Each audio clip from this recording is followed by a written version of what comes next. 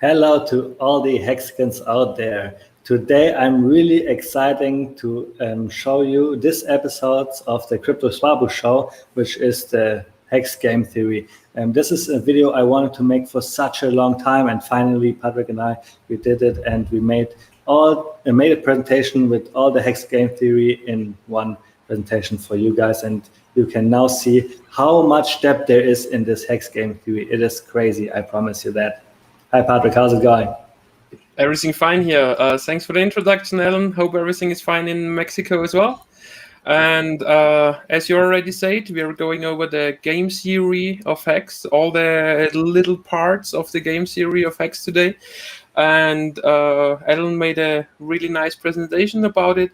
And to start the topic, I would like to introduce the term game theory a bit, because it consists of three parts. It's a bit, one part is the decision-making theory, which means that every player in such a game theory system needs to decide about some things. The second part, including the term game theory, is that it contains more players, several players, and it's scalable. And the last part is the so-called rational theory, and the game theory as a whole only operates or only takes care of the mathematical part, and the game theory is just like mathematics and not psychology or something like that. And I would say, without further delay, let's start it off with the presentation. Exactly. And like we all know, there is a lot of mathematics in Hex, a lot of game theory, and a lot of decisions everybody has to take. And we will go through all of that. And we divided it up into 6 different parts. The first one, send and receive, and the second one, the distribution. It's just something that every cryptocurrency has, but only the next one, the staking, the end staking, merge end staking, is really specific only to Hex, and that's where we will take of us the most time to explain all of that. And every little part of the Hex game theory stands by itself, but later on it comes all together in this last point, the advanced Hex game theory, and where we show how everything is actually connected to each other and serves a bigger purpose for its whole. So let's go to the first point, which is send and receive. Like every other cryptocurrency, you can send and receive Hex. And the first point of this main game theory here is the speculative asset. Patrick. Exactly. So send and receive, as everybody know, like every other cryptocurrency, you can send it, you can receive it, and the first thing about it is that it's a speculative asset, which means that it has a volatile price, and that its price is formed by the free market and depends on buyers and sellers. Exactly. So, and the next part is the censorship resistance. Hex is an ERC20 token. It uses the blockchain to prevent double spending and 21% attacks. A double spending just only means that you cannot spend it and then maybe spend it on another place because you copy and paste it. Now there's only the token only exists once, and once you send it to somebody else, it's not in your possession anymore. You cannot copy and paste it. And like we know from Richard Hart, 21% attack is really hard to do. So that's why we see them so rarely in the Hex ecosystem. Ellen, one little technical thing. It's you. Once we started the presentation, you started to lag. And I don't know if we can change it a bit to a better internet connection from your side, because it's hard to follow you if you lack some things. So if you could try to change it. I will change this. What we do now is you will talk about the fork to Pulse chain. This is the next picture here. I will just change my internet connection. It can be that I will be off the stream for a second. Give me a second. Yes, of course, and I will go on with the game theory behind the new fork behind the so-called Pulse chain, which means that because we started off on the Ethereum blockchain, and on the Ethereum blockchain to perform a function in the hex code, you need to pay the Ethereum miners a bit, and those fees increased like huge over the course of the last 1.5 years, and that's the game theory or the reason behind the new fork, where Hex will migrate to its own proper blockchain, which would reduce the cost of fees about 99%. Ellen is already back. Just go on and say some things that I can check if the connection is already better. So I'm sorry to hear that the connection wasn't that good. It's that's the problems I have sometimes by traveling here in Mexico. Yeah, but how does it sound now? Now it's perfect now. So I guess if you could re-explain the 51% attack again, because there it was hard to follow you because of your lags, and we already spoke about the Pulse chain fork and the game theory behind that, and then we can move on, I guess. So as I said, the double spending just means you cannot double spend your crypto. Once you send it to somebody else, it's not in your possession anymore. You cannot copy and paste it somewhere else in your other wallet and be still in possession. This is what double spending means, and Ethereum blockchain makes it able to prevent that. And the 51% attack is where somebody has such an economical mass that it would be positive for them to roll back the chain and make a 51% attack. Like we know from Richard Hart, this is really hard to do, and that's why we see them so rarely in crypto.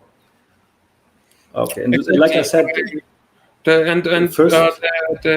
fork we already have spoken about, so we can move on to the next part of send and receive, and it's the decentralized part, where we go over why or what game theory is behind decentralization.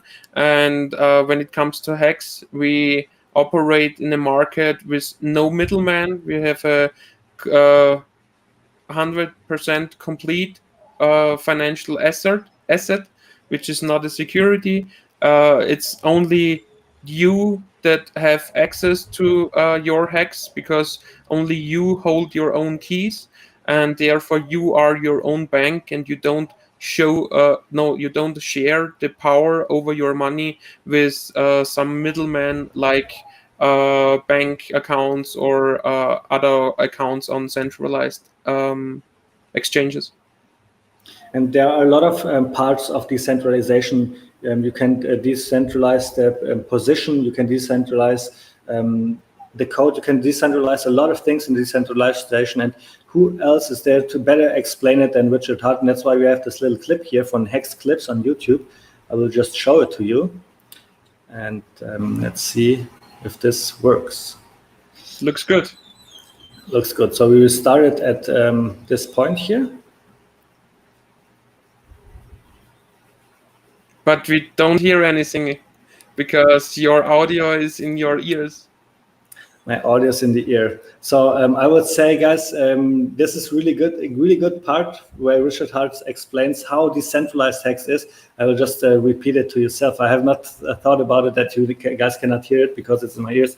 Anyhow, what Richard is saying is that Hex is a lot decentralized because, for example, we have a lot of front ends that are not tied to gohex.com. We have backup Hex. We have Hex Mob, right? We have a staker app. In the future, we have Hex Bay. All those different Hex as well is another one. Hex. Hex, exactly. Where we have different developers that make it easy for the consumer, you and me, to actually do something with our Hex, stake Hex, receive the interest, and it's a decentralized code where you can choose to use and utilize the code for yourself. And this reach of decentralization is actually unheard of in the crypto space, where you have so many different developers using this one code to decentralize the system. So even if go.hex.com would go down, if this front end wouldn't work anymore, Carl, for example, he showed us how we can use Etherscan IO to end and start a stake, for example. So this is really good decentralized. Exactly. So from a game theory perspective, it means that Hex is not only relied on one single entity. So that we have in different and individual people who are taking care that everybody can use the Hex code. Exactly. So let's go on to the next part, the security. Hex is 100% uptime. Like we know in bull markets, Coinbase or Binance, they tend to shut down the exchange. This never happened with Hex. Hex had 100% uptime through highs and through lows. We have 3 audits that make sure that the code is good. 2 of them were exactly about the code, and we're looking on the code. And another audit, we're looking at how the function of Hex are and how the economics of Hex work. Exactly, 2 security audits and 1 economical audit. Exactly. So, and actually Hex is more secure than Bitcoin. In Bitcoin, we already had 2 different bugs, and we didn't have any bugs in Hex, no exploits. And I also wanted to show you this video here where Richard explains why Hex is even more secure, but you can visualize it like this. Imagine having a safe and putting another safe in there, and that's where the Hex contract is, because we have Ethereum that ensures Hex is safe, no double spending, no 51% attacks, and also the Hex code by itself is audited. So it's like even more secure than Bitcoin or Ethereum. Exactly. So, for example, Bitcoin had already like 2 major problems, flaws in the code, so-called inflation bugs, and this is because Bitcoin is not getting an audit before every update they may do, and Bitcoin is also like not a finished product like Hex is, because still a lot of developers are working on the Bitcoin code, as a lot of developers are still working on the Ethereum code.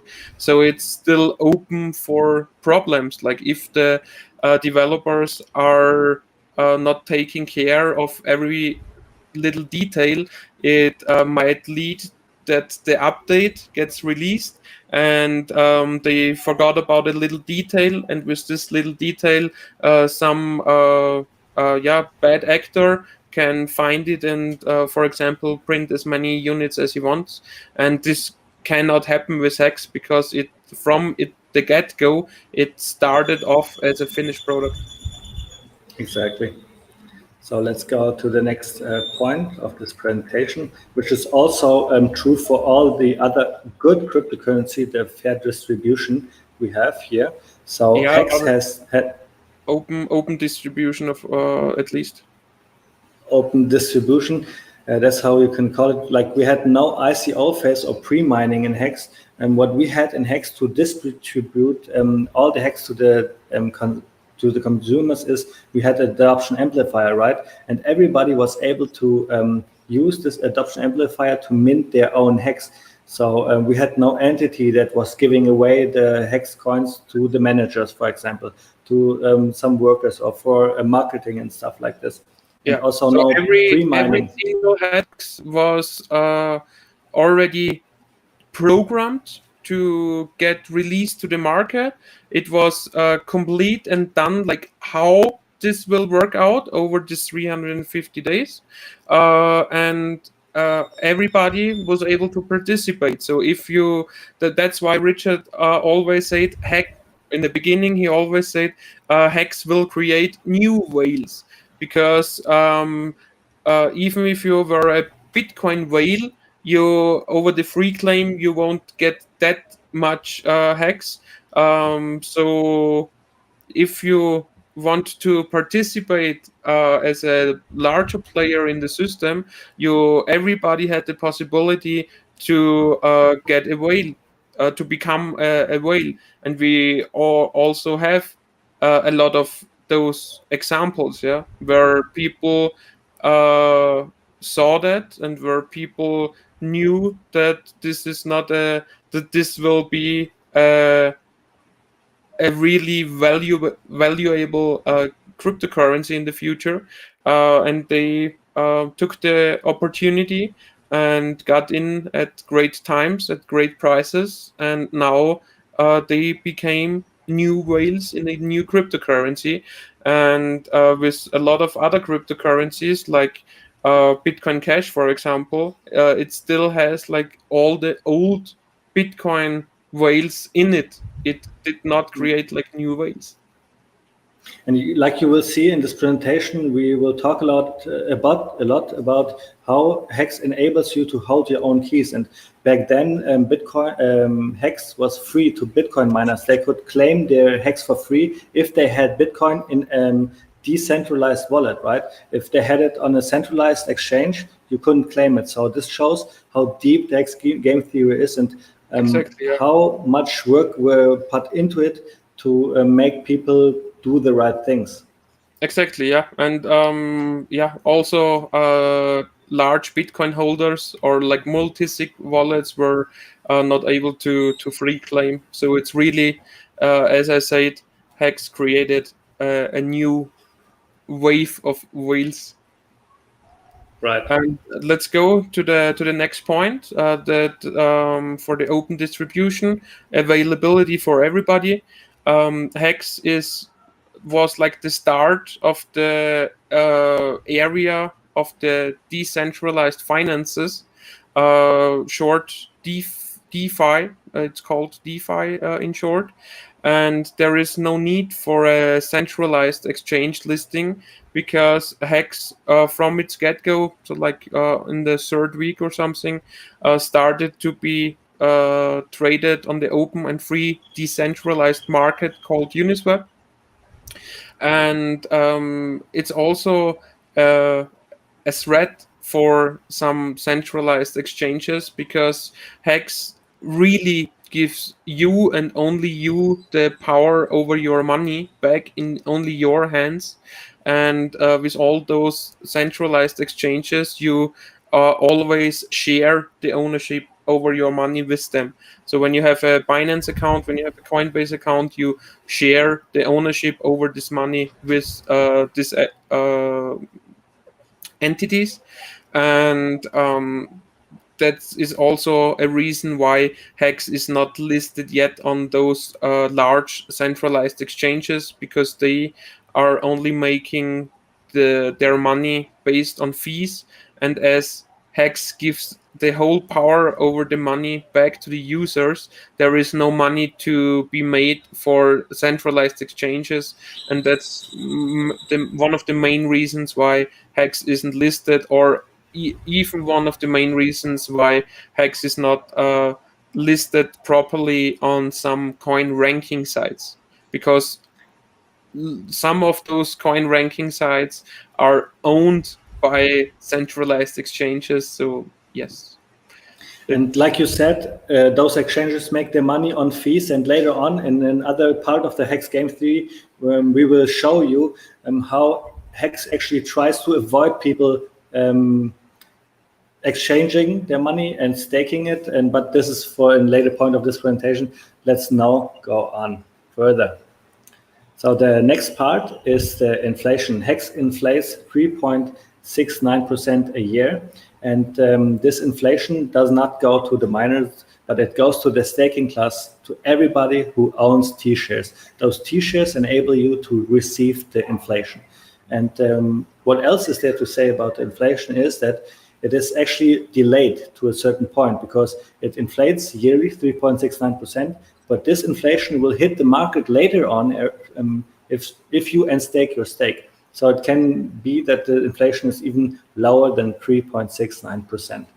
Exactly. And So it will inflate still daily, but if you count it together, it's like the 3.69% a year, and 3.69% per year significates that, so is lower than the inflation of Bitcoin in its first 10 years. Uh, which means that there is not really much inflation. And from a game theory perspective, we will come to the real interesting part of the game theory of Hex, the so-called staking.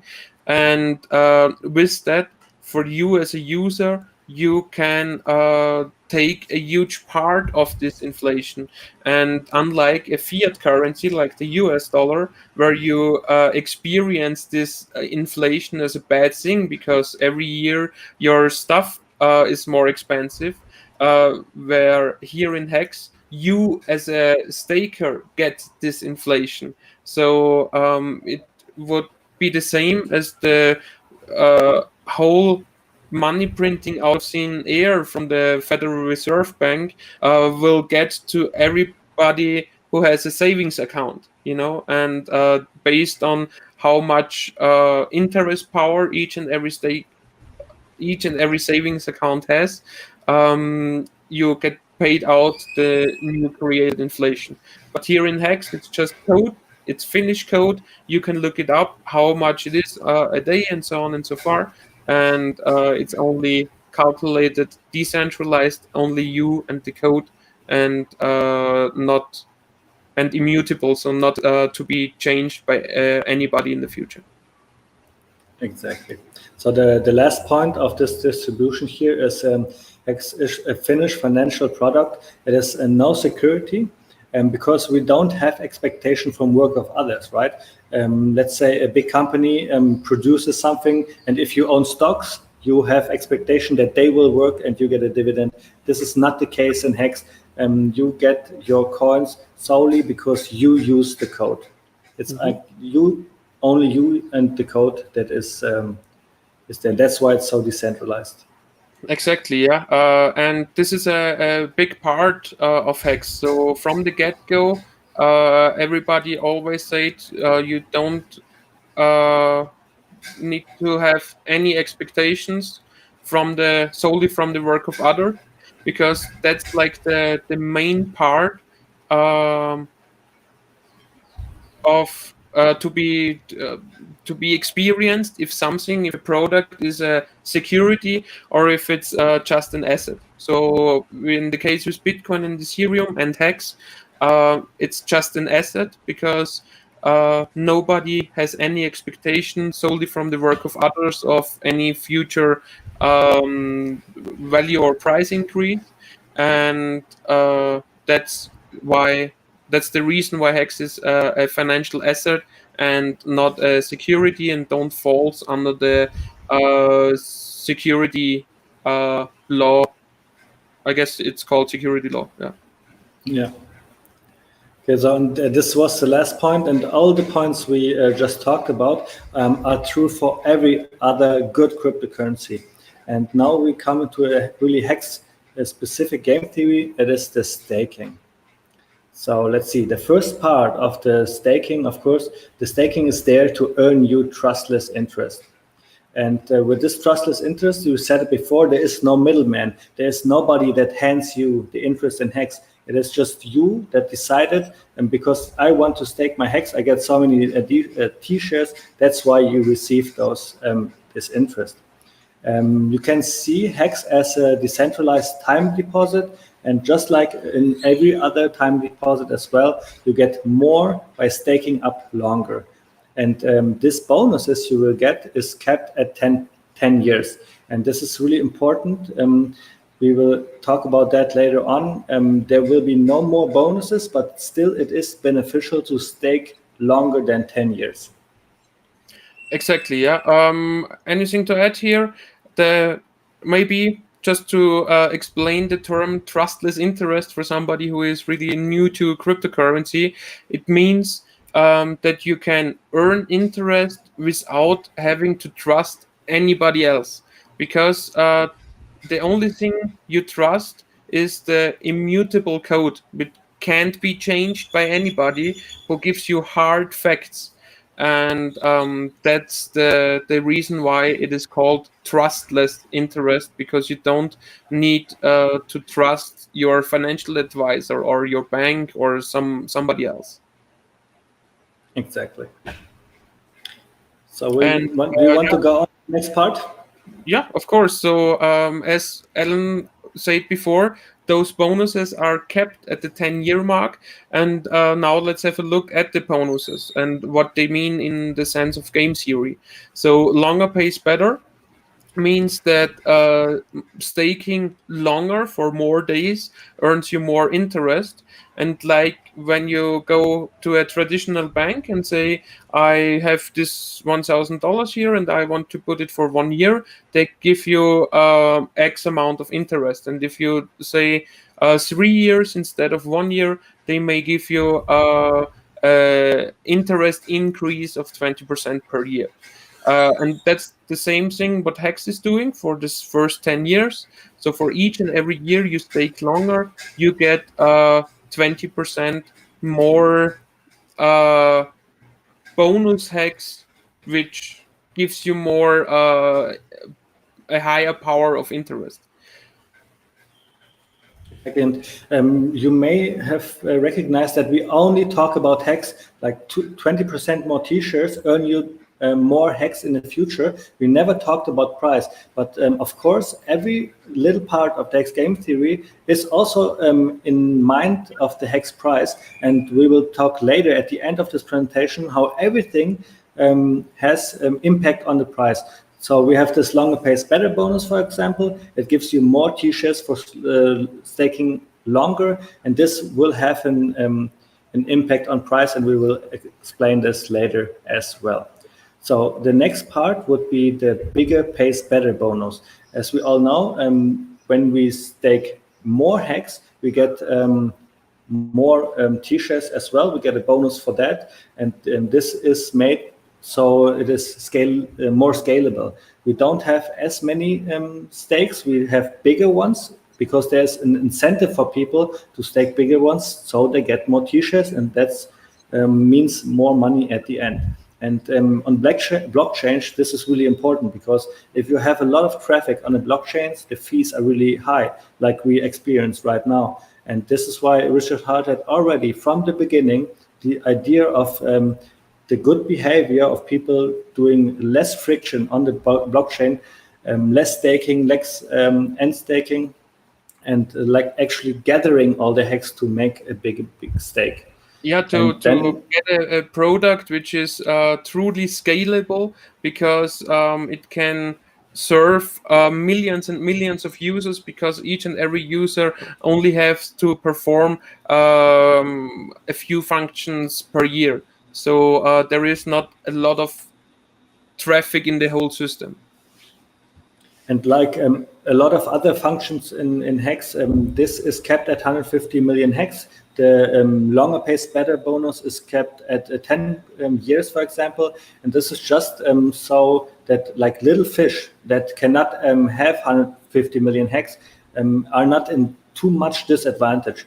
So big entities could stake a lot of million Hex, for example, 5 billion, for example, and then they would have a huge advantage. And so this bonus is also locked to have just a fair game theory for everybody. Exactly. And, just to explain the function shortly. So at 150 million Hex, the bonus is capped at 10%. So the longer pays better bonus, which gives you 20% more of bonus Hex each and every year for 10 years, is capped at 200%.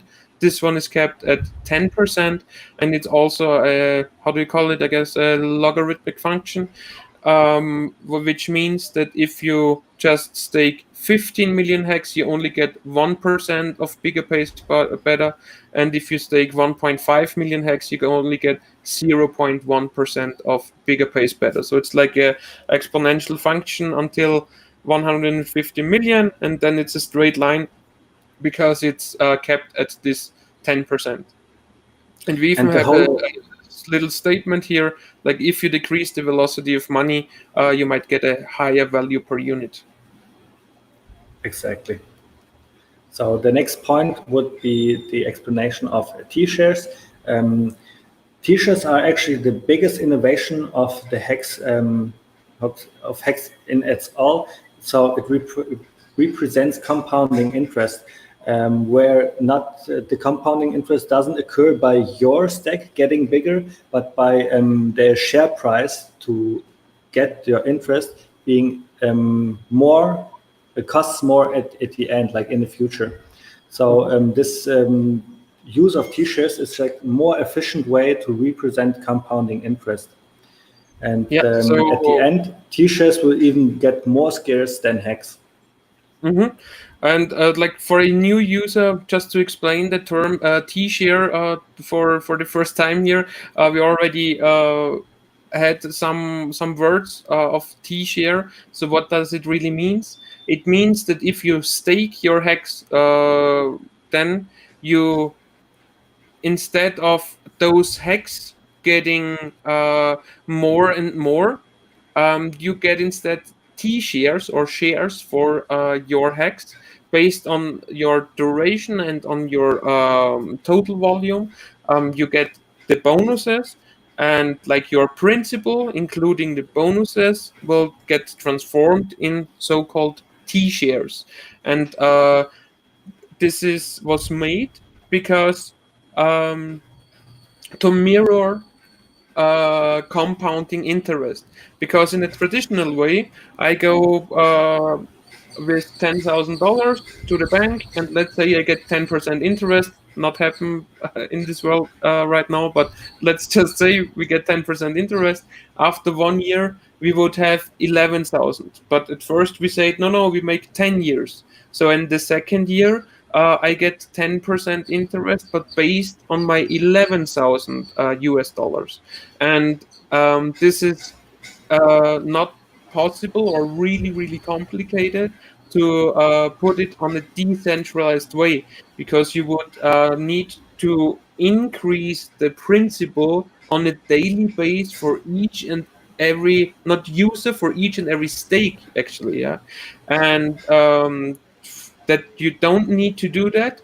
We have the T shares, and how the T shares are made, and what's this total pool, and what is all this about, and how it will work out in the future, we will go over in the next slides. But just to take in mind, it mirrors compounding interest, and it's a really efficient way to represent the compound interest. Yeah, because the T share is calculated by a function called the share rate or the share price. It's the same term or the same meaning. And what this means, we will come in the next slide. And to sum it up, T-shares ensure you to get back your principal plus interest once your stake ends and you end your stake. So the next part of this presentation is the daily payout. Hex pays stakers instead of miners. We already said that. And it pays based on all ever minted Hex. So if there are more Hex in existence, then there will be a bigger payout. And like we see in this graph here, in 2020, we have a payout to all the stakers of 65 million. Yeah, it's like end of 2020. Chart End of 2020. And in 10 years, for example, it will be 88 million already. And in the future, it will go higher and higher because it's based on all ever minted Hex. Anything else to add? Exactly. No, from a game theory perspective, one should aim to get as much T shares as possible for the longest time possible, like from a game theory perspective, because then you lock up the highest power, or the most possible interest power, power of interest called T shares, over the over the most possible time, that you get a higher payout per day over time. So this chart here is actually the first clue why you should lock up your Hex for the longest possible time. And there are some more clues that we will discuss in the next slides. Exactly. So the next thing is the share price. So the share price, as we said, with the T shares, there is also a so-called share price. It's also referred to the share rate. So it's the same thing. And this share price only goes up. So it's not possible for it to go down or to fluctuate like the hex price does. And it's a mathematical function which ensures that nobody can ever restake the whole stake for the same amount of time, and doing that getting more shares as before. So just to give you a small example, let's say you had 10,000 hex and you staked it for 1 year and you got one T share for it. And then after this year, you get an interest of, let's say, 50%. So you have 15,000 hex. You're 10,000, 50% plus 5,000, 15,000. And now you say, the whole stake, 15,000, I'm going to restake for the same time again, like for another year. If I if the system is still the same, I would get 1.5 T shares right now because I have 15,000 hex of principal instead of 10,000. But that's not possible. There, the share price comes into existence. And the share price ensures that I cannot get more T shares for restaking for the same amount of time. And that means that even for my 15,000 hex, I will still get at maximum one T share.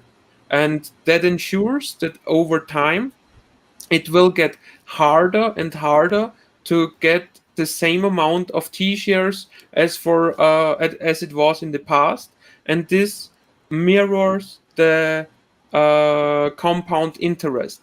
And it's not only because the total daily payout is going up, it's also because the total T shares are going down, which we will see in the next slides. Yeah, and Patrick, I have somebody who asked, can you explain why the daily payout will increase in hex terms? And I said the daily payout is the first point where you can think, okay, I want to stake longer, and now the share price over time is the second clue where we that shows to us we should stake over 10 or 15 years. So now let's put those clues together. We have the daily payout that will increase over time. Yeah, And, just to answer the user question, like why is it increasing over time?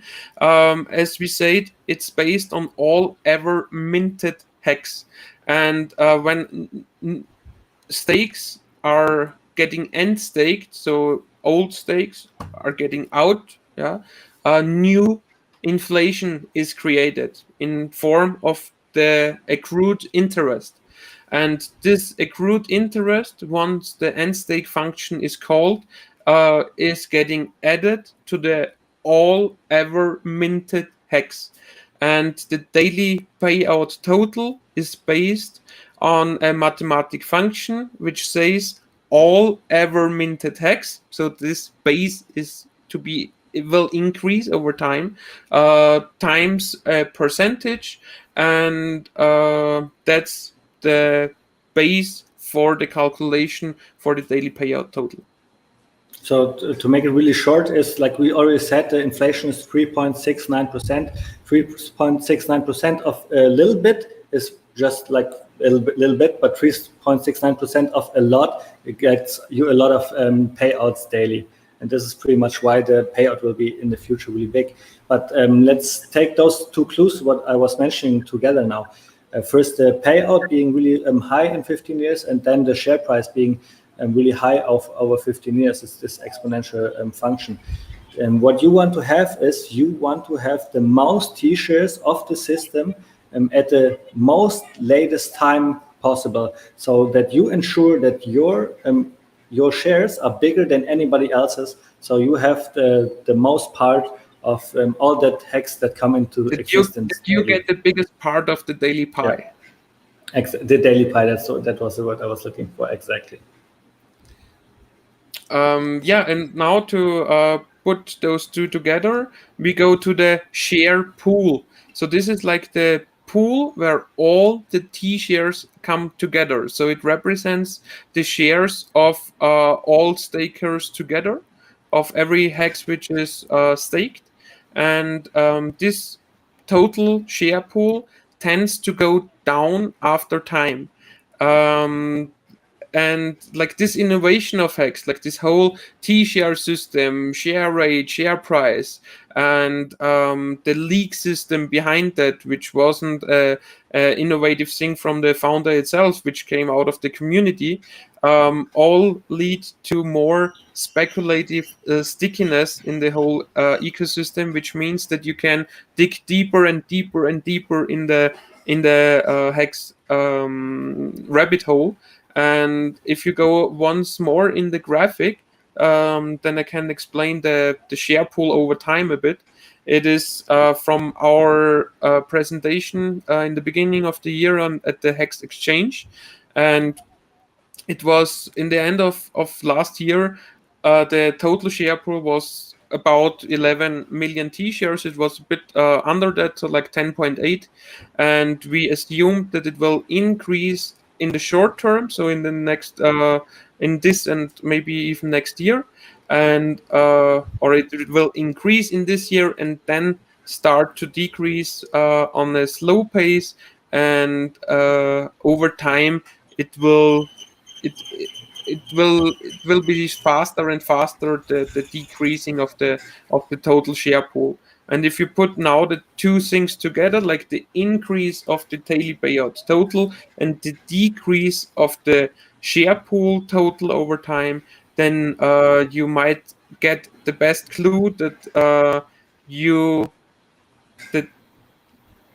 if you have a long stake in the last third of this stake, you will get an insane return because you have those high number of T shares which you bought a lot of time before, which now pays you a huge percentage of interest based on compared to your principal. Right. So why will it go down after time so drastically? Because in later times, in like 10 years, the price for one share will be higher. So it needs more and more economical mass to actually have this high share pool. And because we know the share price can only rise, we assume that this graph will go down after time. And I just said, we assume, because there are some possibilities that this will not go as fast, or maybe it will go faster. It just depends on how many people and how do people act in the Hex system. Exactly. It's based about the dynamics of the code, and this graph you see here is of our work together with some other Hexicans, and it's based on assumptions. And we also have a user question in regards to the share pool or the T-shares. I have wondered about the Hex daily payout per T-share rate, the 5.6 number. Can this do leaps up? And the answer is yes, it can do leaps up, but not because the whole system changed a lot, but because of so-called emergency end stakes, which is a part of this presentation, but in like 15 to 20 minutes, something like that. So in the end of our presentation, you will notice like when this number can do leaps up. So yeah, let's go further. So the next part would be the maximum of 15-year stake. So in Hex, we can only stake for 15 years and not longer, and this ensures the efficiency of the whole ecosystem. This makes sure that smaller fish is not in too much disadvantage of like big whales that can afford to stake for 15 or maybe 30 years. And the thing is, I said afford because it takes Ethereum gas fees. And like we said, the fees are high already, and a 1-year stake is not as expensive as a 15-year stake, or maybe a 50-year stake would be in the future. So this is why the bonuses, the stakes are kept at 15 years. And then also another point is because we have different exponential functions, this functions, because they're exponential and going together, they would go into astronomical numbers. They would actually go to infinite numbers. And that's why we have this cap here at 15 years. So we have actually not infinite numbers in Hex. And just to add, it's not like a straight 15-year. So you can choose your staking lengths based on days, and you can choose on a timeline from 1 to 5,555 days. Exactly. And then also one saying from Richard Hart, he always says, leave meat on the bones for later investors. So this is also a reason why it's kept at 15 years. So later investors can still make a good return of investment, are not too much of a disadvantage just because they found out about Hex like a couple years later than anybody else did. So would you like to go on with the next part, circulating supply? Yes, of course. The circulating supply, based on the game theory. So like in each and every... No, I need to start again, sorry. So the circulating supply in Hex, it fluctuates. It's a fluctuational number, and it makes Hex more rare because it represents the dynamic of Hex. So we are here in the area of staking, and to stake your Hex means that you take some Hex from the circulating supply, and therefore you take the Hex from the general available coins on the market, which makes them more rare, and it represents some of the dynamics of the some of the dynamics of the Hex smart contract. And from a game theory perspective, it means that a higher staking ratio makes Hex more rare, and the remaining Hex, if the demand is still there, will increase in value.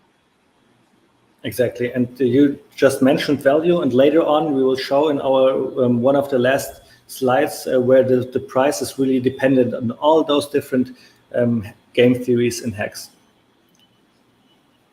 So this was actually the staking part of the game theory, and let's now go to the end staking. This end staking is a function that actually mints your Hex into existence. Only you can do and run this function to mint your own values. And like we said before, it's all incentivized you to never give up control. You do not give control to a bank to mint your coins, but you can do it yourself. You are truly your own bank in Hex. Yeah, exactly. And I wanted to mention one thing here. Yeah, so the whole part of end staking right now only means end staking when your stake is 100% progressed. So just in general, for the game theory of staking, it's all your decision.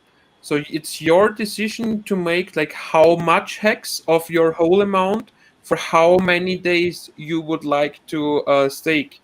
And it's also optional. So as we say it over and over again, it's only you and the code. It's only you and your control. It's only you and your own bank. And here in the end staking section, we are only talking about end staking with honest behavior. So end staking when your stake has 100% progress. It's also possible to unstake before or too late as well. This will be covered in the next section. And like in the slide you said before, Hex fluctuates, we have more or we have less hex in existence. And when you stake hex, what you do with your hex is you burn them. And now we are in the end section function. If you end the stake, you bring hex into existence again. I just wanted to mention that. Yeah, we have that in the next slide, I guess, where you no, in some of the next slides, but the next slide is the delayed gratification.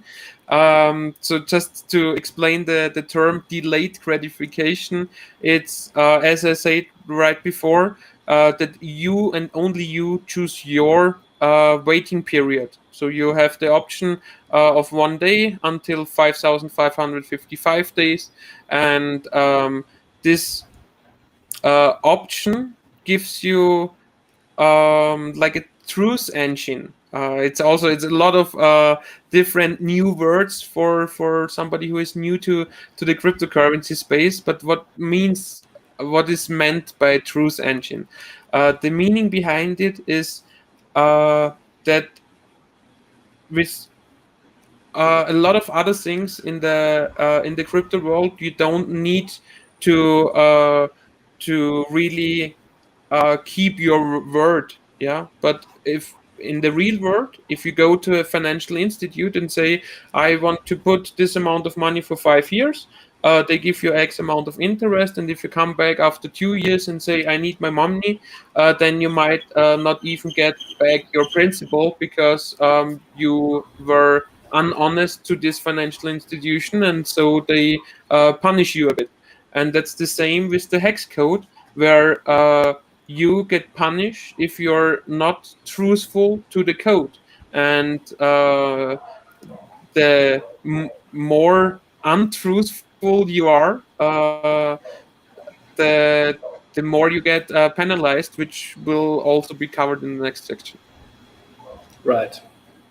So, and actually, like the truth engine, this is something really new in crypto, where you get penalized for untruth behavior, and this will give us great shards in the future, and that we will see next. So also there's like this emergency end stake function. And like Patrick said, you choose by yourself how long of a period you want to wait. But we have this advanced function emergency end staking.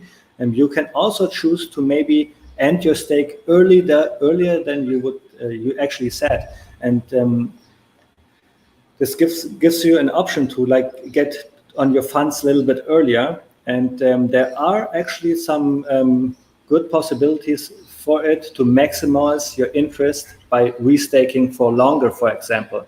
And also, we will see later, when the price of Hex fluctuates, for example, it goes to $7, there are a lot of people that say, okay, I will make so much money, I don't care if I pay end staking fees or a penalty, I will do it anyways. And then people use this advanced function to emergency end stake and get onto their funds. Yeah, and who benefits from it and so on, it's covered in the next section. I have nothing to add here. And here by the end staking, what is meant in the game theory perspective, with the end staking of T-shares, it's meant that when you run the end staking function, you burn those T-shares. So those T-shares are not part of the whole T-share pool anymore. And what you get back is the principal plus all the accrued interest from your stake. And you get it back as liquid hex into your own wallet. And that's why the T-shares are getting rare over time, to a point where we may start to talk about the term B shares, so only billion and not trillion shares. I think it will only be like in 15 years or something like that. But still, it will get harder and harder, as we showed with the charts before, to get the same amount of T-shares. So it's better to think about your staking behavior before. So, one little mistake a lot of us did in the starting phase was get our hex, and right from the get-go we staked it without a lot of thinking, like how this staking really works, and what is the most how one can get the most benefits out of the staking. And that's why we are doing this presentation as well, to show you like the game theory behind it, and what benefits you the most in the Hex ecosystem. And T share just means trillion shares, and B shares just means billion shares. And I guess a lot of people know billion shares already. If you staked in the past less than one hex, for example, you got just some B shares.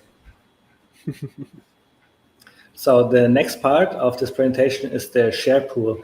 And the share pool, just because the share price is ever rising and going higher and higher, this share pool will be harder and harder to remain a high number. And we showed you the chart already, but here we have it again. This is why this chart will go down after time, because it is harder and harder for the whole ecosystem to remain a high pool.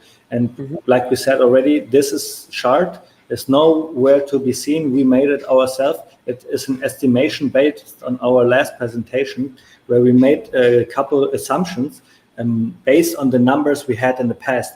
Today, the numbers are a little bit different, so the chart would look different, but it's always true that the share pool will go over time. It's pretty good still. So it's close for sure. But I want to say, it doesn't matter what happens, it will always go down after time, because the share price is rising. Yeah, and so far to the end staking part of our of the game theory behind Hex, and the next is there something more? Yeah, there is still the daily payout per T-share. Sorry, I forgot about that. So daily payout per T-share. The daily payout gets bigger for the staking class once others end their stakes, because as we explained, those shares get burned or removed from the share pool, and therefore for each and everybody left in the system, the daily payout is higher. And yes, stakers that end their stake lose their T-shares, as said already.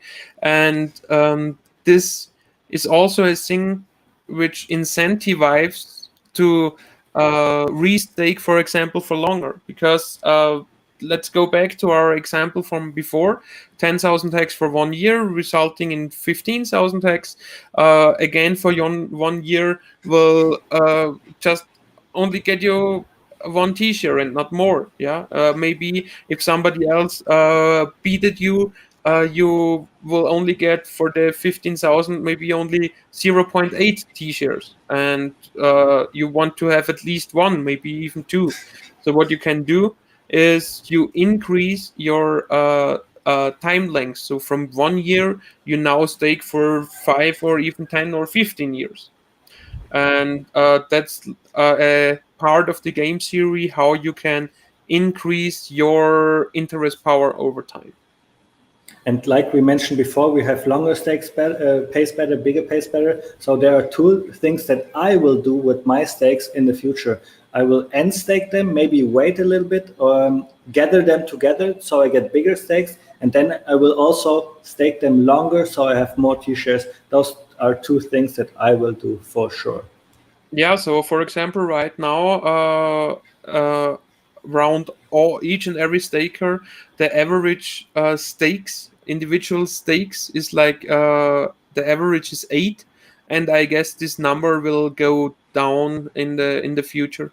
So maybe with the Pulse chain, more people will make monthly staking ladders, but actually, I guess that most of the people are just do a yearly thing, or like every 3 years, every 2 years, every 5 years, something like that, to get a bit more of the bigger pays better as well. So this was the last part of the end staking. And now we will go on to the next really advanced tool, which is the emergency end staking. And this is the first time we will talk about penalties. And the first point is penalties are necessary, and penalties and incentivize everybody for honest behavior. In cryptocurrency, we often say there is so much money locked in a pool, but it's not actually locked. It's only in Hex where it's really locked because of penalties. We know that everybody who is staked in Hex will not unstake. And this actually incentivizes, like I said, for honest behavior. That's I also would say that everybody won't unstake, but like the most interest are getting people who are staked for 10 to 15 years. And if those people are unstaked, they would get a huge hit, really a huge hit up to 100%. And that's why it acts as a security for the rest of the market. Exactly. Like because of the penalties, we can make for sure that the hex that is staked will not get unstaked because, like you said, they would have huge penalties, and we will show you the penalties in a second. But this the game theory of penalties actually gives us something that is unique in Hex, which is the chart of future market supply. So let's look at the chart of the future market supply right now. Because of the penalties, we can now see how much Hex did every staker stake into the Hex ecosystem, and this is what this shows us. And it shows us for how long did they stake it. And we know, for example, that like those people at the end of this 15 years, they will not end stake that because the penalties incentivize them to leave their stake, because otherwise they could get huge penalties and they wouldn't have anything out of it. Yeah. Anything more to penalties? Otherwise, we would go to the next part where you can actually see the penalties. Exactly. I would say let's look at the penalties, like how who receives the penalties is the next thing. And here it's to be said that the penalties go to the staker class for the half of all penalties go to the staker class. What happens with the other half will be covered a bit later. And it needs to be said that impatient people, you are impatient if you don't if you don't do what you yourself said you would do in the first place, because only you decide how much hex you want to stake for how long. So if you emergency end stake, you are impatient, and that's why impatient people give their money to the patient people, to the patient stakers. And Ellen, let's have a look like the amount of penalties over time.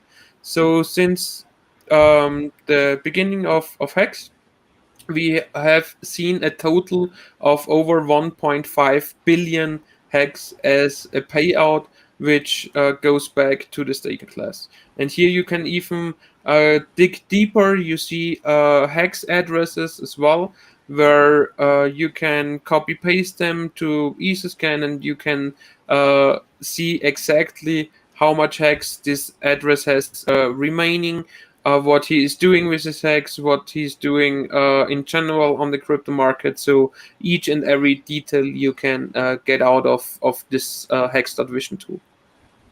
And Hex is so transparent, like the chart you just saw before of the future market supply.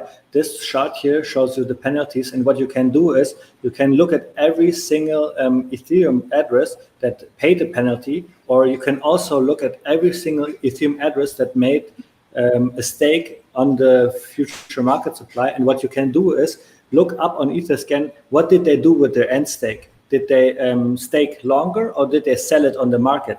And what I like to do is I look, okay, what did they do in the past? Okay, they end staked and they sold. So if you now see them end staking, then you can be for sure that they will sell again, for example. And this is unheard of in the whole crypto space, where you can go and deep and look into people's behavior. And this gives you an advantage in the Hex eco space when you look in the market like this. Exactly. And now we come to the part where how the penalties work, and they are calculated based on two general things. The first general thing is if this stake or the specific stake is shorter or longer than 180 days in total. And the second basic thing is if this individual stake is having more or less than 50% progress, 50% of time completed. And as we already said, the code penalizes untruthful behavior. And if you want to calculate those penalties for yourself, you should go to hex.wiki/penalties. And Ellen, if you go on, we also copy pasted the graph you can see there, and we will do a specific video on how each and every individual emergency end stake is calculated and works.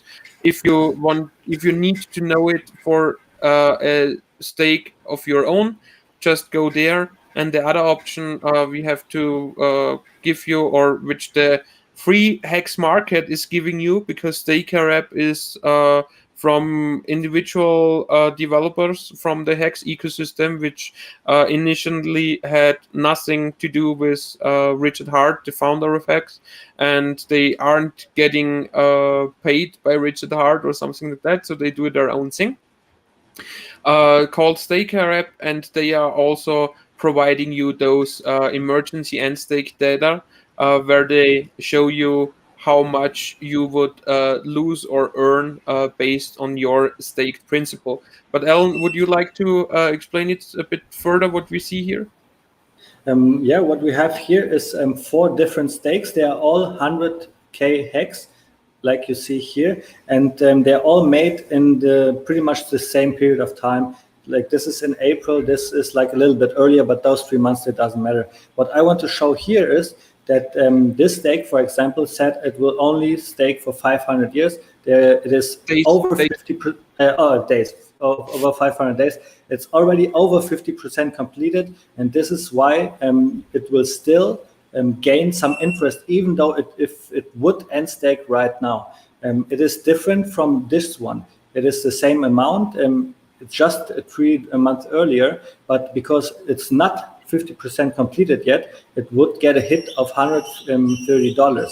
And now those stakes, for example, they are even staked longer. So there's less percentage time gone. And then this stake would have, for example, $1,200 in penalties. And this would be the most untruthful staking behavior. If he would end stake right now, he would get penalized all his principal, and he wouldn't get out a single hex from end staking right now. So exactly. This shows you again the number you see down there. It's always based on your staked and not on your actual total. Exactly. So as more untruthful you are to the code, as more it will penalize you at the end. And as we showed you, all based on mathematical functions. So it's not any individual person who says, you get penalized, you get rewarded, you get penalized, you get rewarded, or something like that. So the next... now let's go, let's start speaking about the price as well. So like what influence are having those emergency end stakes on the price? And the influence is on the one hand side, all the honest staker get more units, and the people who emergency end stake, they get less units. They get less units out of it. So that means that they have one of the main purposes to emergency unstake is to sell off your hex bag, or this specific stake at least. And doing so and getting penalized, you have less hex units to sell on the free market. And from a game theory perspective, people tend to do more emergency end stakes if we get a huge price volatility. And if it's like calm and the whole cryptocurrency market is like calm, because it can also lead to more emergency end stake if other cryptocurrencies are more volatile, because people with a trader's mind would think, yeah, let's get out of this one and let's get in that one. And yeah, it's another small part of the Hex game theory. Exactly. So this is the last part of the emergency end staking, and now we go to the next advanced game theory where everything fits together. And Exactly. first, I would just like to come to another small detail before that, because emergency end staking also only significates like to end stake early, but there is also a penalty to be paid if you are a late end staker. So for each and every stake, you have 2 weeks of grace period where you don't need to pay any penalty. But after that, you get also a late end stake penalty, which is 1% for every week you are late, starting at the third week. And we have a user question from that. I have a question about bleeding stakes. When a stake bleeds out completely, does the code run a function to distribute all the bleed coins, or does it have to be end staked or to distribute the coins? I need to say yes and no to this question, and we are getting exactly to that point, because there are four different functions to be performed with the hex code. The first one is start a stake. The second one is normally end a stake. The third one is emergency end a stake. And the fourth one is called good accounting. So what does good accounting mean? Good accounting means that you uh, um, take out the shares of the share pool that you but the hex will remain in the hex smart contract, in the hex staking address. So good accounting just means that each and every user for each and every address, once the specific stake is done, is due, can run the so-called good accounting function to put the T shares out of the total share pool and put the hex just into the code without any further that they don't get any more penalties. And what is it for? It is for that, back to the question, like with the bleed out coins, that latest after 2 years, people can run this good accounting function for those bleeding addresses to get their whole hex value added to the daily payout in form of penalties, and that they don't dilute the total share pool anymore. And the other benefit this good accounting function might have is that it might be beneficial for tax events. I don't want to go a lot over that. It depends where you live, what tax code your country has. But as I said, when you run the good accounting function, you don't mint the hex into your own wallet. You just take care that you don't get penalties, and that the hex will remain in the hex smart contract. So you don't get it as an income. And in most countries, only income is a taxable event. And there are some countries where once you hold crypto for over 1 year, it's not a tax event anymore. So there is another speculative stickiness, or another small part of game theory behind that it can that it might be also be tax beneficial for you when you mint the hex, because in most countries the end stake function, like when you get back the hex into your wallet, is like the tax event as well.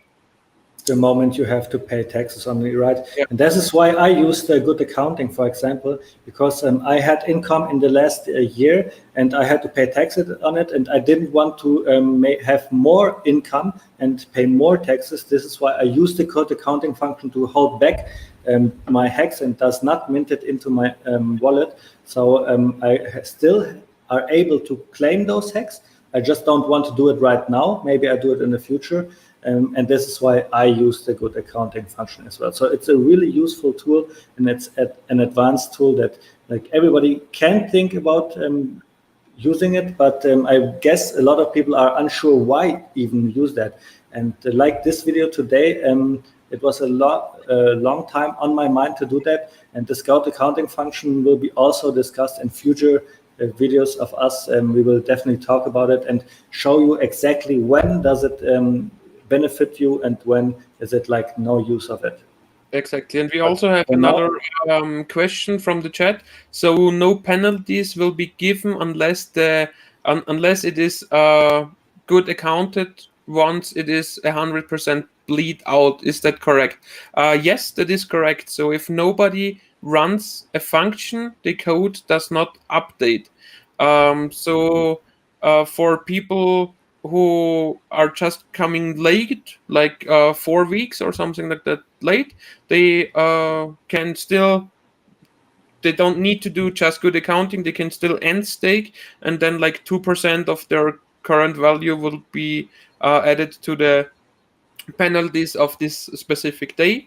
And late end stake penalties, like 100%, will only be given to the market 2 years after the stake would have originally be due.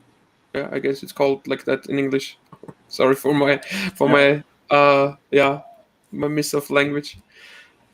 So let's go on to the next point, and this is the most important point of the Hex game theory, where everything comes together. We showed you all the different parts of the Hex game theory, and now in this part, the staking ratio and the circulating supply, everything comes together and holds is really nice into balance. So let's see. We have a high staking ratio, for example. So if people like to lock up the hex and stake, then we have less hex on the open market. And less hex on the open market, it always means it cannot be sold because it's staked. And if it cannot be sold, this is like the first time now we're talking price. When hex does not get sold on the open market, it tends to have a higher price. And the opposite is true as well. If we have a low staking ratio, it increases the circulating supply and it increases the daily payout for stakers. And that means because you have a big payout, people would end stake a lot, they could sell it on the market, it puts the price down. And I mean, it may put the price down. Yeah, it's not like a fixed thing. Yeah, because not the whole circulating supply is offered on the free market as well. So it's just that the high staking ratio means that less hex is on the open market, and if the demand is still on the same high, it will lead to a higher price per unit. And if the staking ratio is low, it means that the circulating supply is increased, but it don't necessarily means that it is a lower hex price. It only means that if there is not more demand, so if there is still the same amount of demand and higher units available on the market, it might be a less of a price per unit.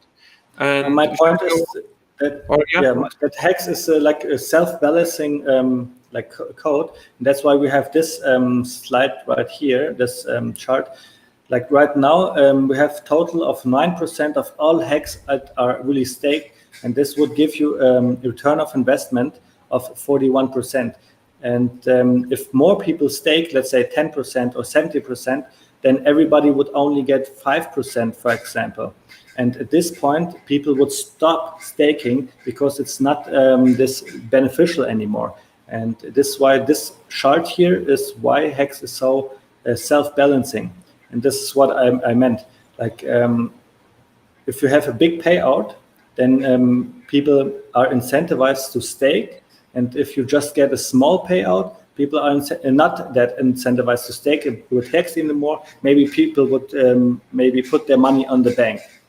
And this all comes together here in this last sentence we have. A high staking ratio means a lot of interest, and a lot of interest means a low interest, not a lot a low interest, and this tends to have then higher Hex prices on the market because everything is locked; it cannot be sold. And then the opposite side, the low staking ratio, maybe it's not beneficial for staking anymore. So everything is held liquid. And maybe it's because the Hex price was good, everybody is selling, and now the price gets lower. And now we come back to this again.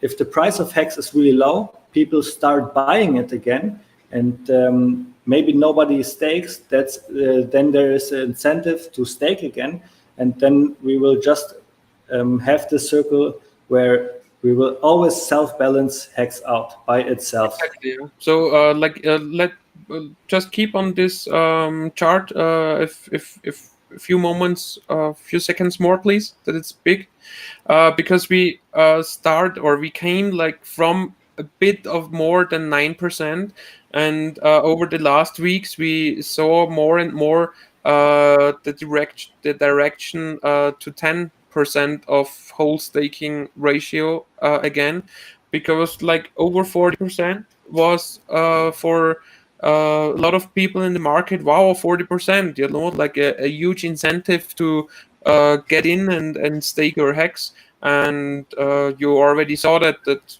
we are moving towards the 10%, and we are already, I guess, a bit under the 40%, because we are at like 9.8%, something like that. Exactly. Which means like 38% of APY. Somebody in the chat said there will never be a high staking ratio like 90%. We don't know that. In the beginning of Hex, when Hex just started, like 1 or 2 weeks, we had a staking ratio of like 90%. So we had just a little bit of payout. Now this dropped a lot. So we never know what the market, what the people will actually decide and what they will do. It will be really interesting. I mean, I also agree that we don't see like 80% or more again, because we also need to have some Hex as liquidity on centralized or decentralized exchanges. We have a special address which will be covered in the next slide, which can take care of the APY. And that's why I agree that we don't see like 80-90% again. But as we showed you in some of the last graphs as well, we are still thinking that the total T-share pool is about to increase in this year. So we might see an increase to 12%, maybe even 15%. So somebody's already talking about the OA in the chat. So let's go to our next slide, which is actually the original address. And the origin address is the biggest player in the Hex ecosystem, and it provides some kind of a security and a good behavior of the market. Like we said before, the OA can hold Hex liquid, or it can also decide to stake, and it just depends on what it thinks it is beneficial for the market.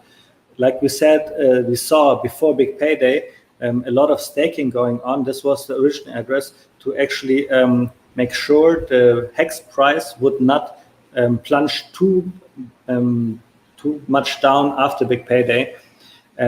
So by the origin address staking, it got a lot of Hex after Big Payday, and it never sold a single Hex. And this is why the origin address is so great.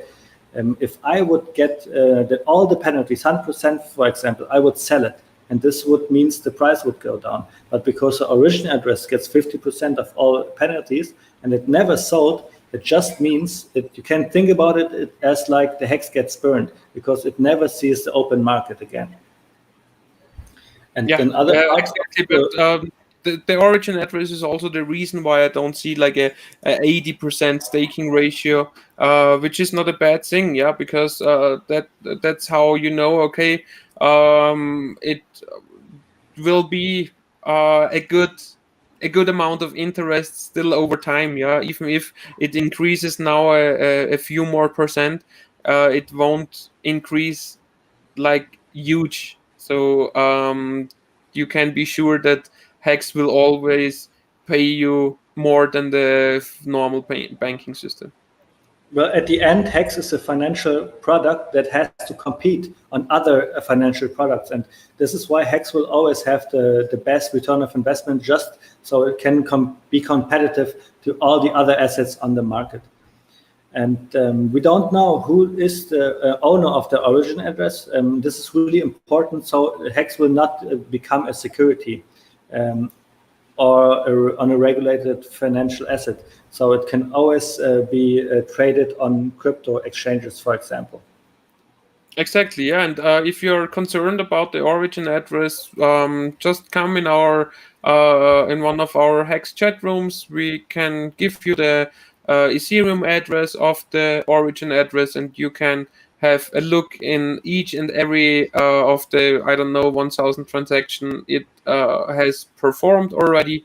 And after you look into each and every transaction, you might find out like how much power and how much hex the origin address has in total.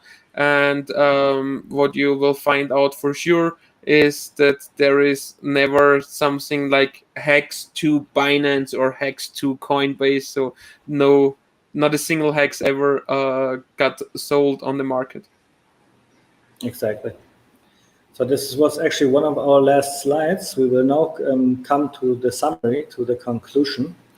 And the summary is Hex works without middlemen. And this was what crypto was supposed to do. The crypto was invented to get rid of middlemen. And this is exactly what Hex does. And how does it do it? It does that by you holding your own keys. You not relying on return of investment on somebody else. Like, for example, Coinbase also gives you return of investment if you lock up with them, but then you have to rely on them. And Hex just don't need those middlemen anymore. Exactly. You don't have a shared ownership over your money. So if you have a Coinbase account, if you have a Binance account, if you have a traditional bank account, you share the ownership over your money with this entity, with this middleman. And when it comes to cryptocurrency were invented to get rid of those middlemen that you can't be censored by any single entity, or that your bank cannot come to you and say you are a bad actor for this country or for us, and that's why we cancel everything and why we freeze everything. So it's not like that the bank is coming to you and say, here is your $10,000, we don't want you as a customer anymore. They say, we freezed your banking account and have fun to unfreeze it again right now, which may take a lot of time in a judgment, in the judge process. And second point, only you and the code. So it really gives back the power over the money just to you and yourself. And which is also really important is that the code only, when a user utilizes a function of the code, it does its work. So, and only if only if somebody in the whole network is running a function, the code does anything. If nobody runs anything, there is no update at all. It's just like the wheels who are working, who are still working, like the daily payout total and so on and so forth. And Hex is made out of the idea what crypto really is supposed to be. And finally, this brings us to the statement of our founder, of Richard Hart: when you can program money, which is cryptocurrency is programmable money. So when you can program money, the first thing you should program is trustless interest. And trustless interest, as explained before, means that you don't need to trust a single middleman, a single entity to give you interest. Exactly. So thanks for everybody watching this presentation here. We had a really great chat, a lot of questions, and I'm really excited to show this video to all the people that want to understand Hex, because I think it helps to really understand how all the game theory works. Everything's still okay because I'm like freezing on my end here, but okay, no, everything fine. Just go on, Ellen. Just go on. So thanks for everybody watching this presentation. We will definitely have more like this in the future. Patrick is, like myself, a full-time Hexican now, and we want to meet each other in the future and work on even more content, and then we will have more presentations like this in the future. So there is the good accounting that we want to explain a little bit further, and there are also a lot of other videos that we want to do, and they will all be different, all be like this one. To make the process a bit easier for somebody who who is hearing the first time about cryptocurrency, because the whole space only exists about terms and things, you know, and especially like for a German speaker, because our native language is German.